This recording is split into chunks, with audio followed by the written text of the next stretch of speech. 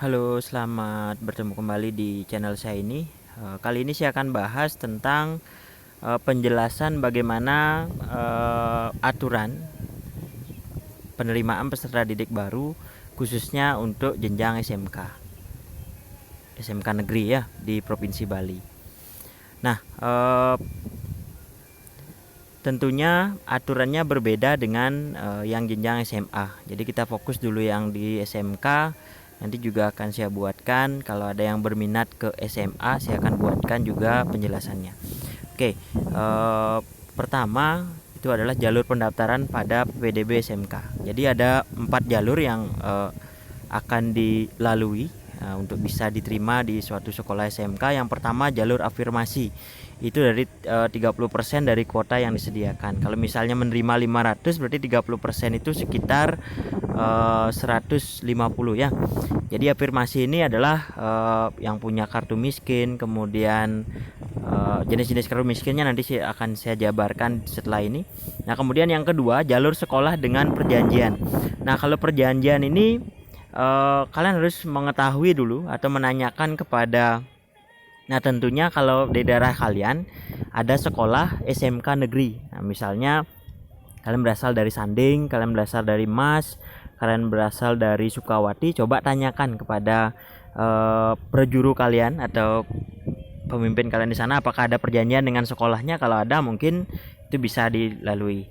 Nah, kemudian yang ketiga jalur sertifikat prestasi. Nah, kalau yang punya sertifikat kejuaraan nanti seperti apa sertifikatnya saya akan jelaskan. Nah, kemudian kalau 3 jalur itu kalian tidak bisa tempuh atau tidak bisa, istilahnya persyaratannya tidak memadai untuk menggunakan jalur tersebut, bisa kalian gunakan jalur ranking nilai raport. Jadi ingat, di SMK tidak ada sonasi. Walaupun kalian dekat dengan sekolah belum tentu diterima kalau kalian tidak menggunakan jalur-jalur ini. Oke.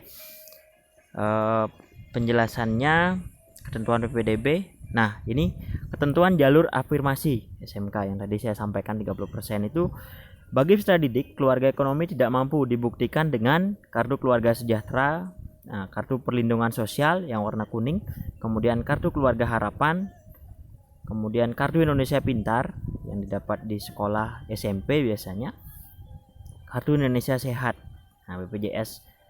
Jadi ini BPJS Kesehatan tapi yang dibiayai oleh pemerintah, bukan yang kalian bayar sendiri ya.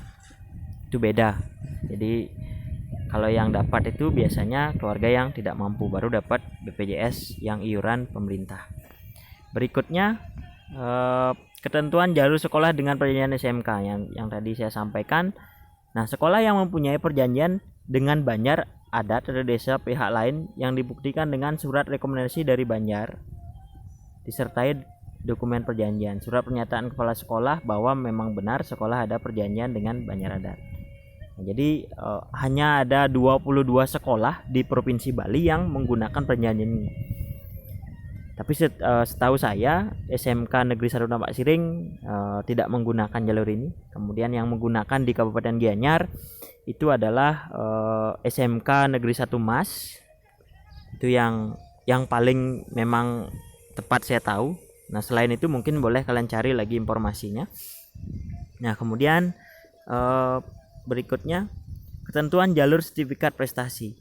Nah, kuotanya 15% berdasarkan sertifikat juara atau penghargaan merupakan hasil perlombaan di bidang akademik maupun non akademik yang diperoleh minimal 6 bulan dan maksimal 3 tahun. Jadi minimal 6 bulan berarti sudah di 6 bulan yang lalu kalian dapatkan sertifikat itu, atau pada saat kelas 1 SMP mungkin kalian sudah dapat sertifikatnya, masih bisa digunakan. Tapi tidak, mohon maaf kalau kalian dapatkan sertifikatnya di jenjang SD tidak bisa digunakan. Nah, ini ketentuan sertifikat prestasi. Sertifikat juara atau penghargaan merupakan hasil perlombaan di bidang akademik maupun non akademik yang diperoleh minimal 6 bulan dan maksimal 3 tahun. Dengan ketentuan sertifikat internasional minimal diikuti peserta asal 3 negara dengan melampirkan daftar pendukung asal peserta. Kemudian sertifikat nasional minimal diikuti peserta asal 5 provinsi. Sertifikat. Nah, jadi bisa kalian baca lebih detail nanti.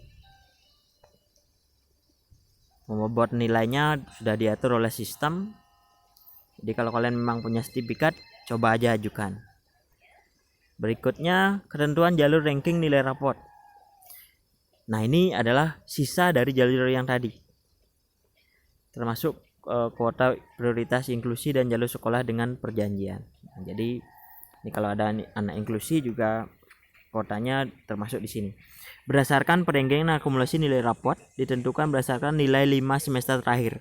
Nah, ingat, jadi yang dicari dalam raport kalian itulah mata pelajaran bahasa Indonesia dari kelas 1 sampai kelas 3 semester 1. Jadi kalau dari kelas 7 semester 1 sampai kelas 9 semester 1. Jadi itu 5 semester terakhirnya. Jadi bahasa Indonesia, bahasa Inggris, matematika, dan IPA. Nah, jadi di sini yang dituliskan adalah akumulasi nilai raport berdasarkan nilai 5 semester terakhir, rata-rata nilai mata pelajaran. Nah, jadi dirata-ratakan. Misalnya kelas 1-nya dapat berapa, kelas 2 dapat berapa, di total, kemudian rata-ratanya baru dituliskan pada mata pelajaran bahasa Indonesia, bahasa Inggris, matematika, IPA gitu. Ini rata-rata bahasa Indonesia 2 angka di belakang koma. Nah, jadi dituliskan menggunakan format 2 angka di belakang koma. Nah, seperti itu. Surat keterangan nilai raport dibuat sesuai format terlampir di tangan kepala sekolah. Nah, jadi berikut ini saya akan sampaikan bagaimana formatnya. Nah, ini adalah surat pernyataan orang tua. Jadi yang menandatangani surat ini adalah orang tua kalian. Atau kalau mohon maaf, kalau memang orang tuanya jauh atau sedang tidak berada dengan kalian, boleh diwakili oleh wali ya, atau yang menanggungjawabkan kalian untuk bisa bersekolah saat ini.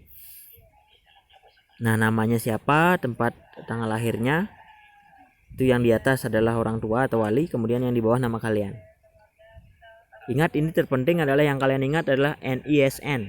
Jadi nomor induk siswa nasional yang bisa kalian cek di raport. Di raport biasanya ada di halaman depan ataupun di halaman isinya paling atas ya. Di sana ada NISN gitu. Jadi jumlahnya kalau nggak salah 8 kalau nggak salah ya, 8 digit. Kemudian nah, ini surat keterangan nilai raport. Nah, surat keterangan nilai raport ini sebenarnya dikeluarkan oleh sekolah SMP kalian dimanapun kalian bersekolah. Jadi kalau kalian membutuhkan surat ini, kalian mohonkan di sekolah, dibuatkan di sekolah kalian masing-masing, kemudian ditandatangani oleh kepala sekolah. Jadi nilai raport itu diketahui oleh wali biasanya, walinya tahu ya. Jadi ingat 2 angka di belakang koma. Jadi dituliskan NIS dan NISN di sini.